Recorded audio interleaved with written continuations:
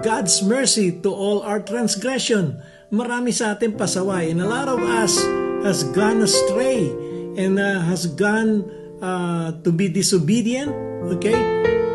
God's still merciful to all our transgression. When every time we come to Him and humble ourselves before Him, He is merciful. He is full of mercy. Mahabagin po ang ating Panginoon kahit na lahat ng klaseng kapalpakan ay nagawa natin ng mga nagdaang araw, nagdaang linggo, nagdaang buwan.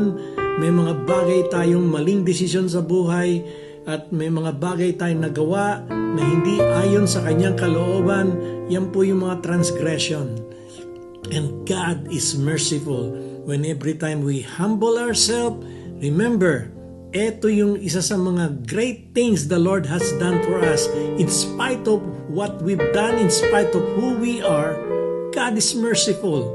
He will always be there to the rescue. He will always be there to say to you, ako'y mahabagin, akong Diyos of the second chance. Ang kanyang kahabagan ay laging bago tuwing umaga.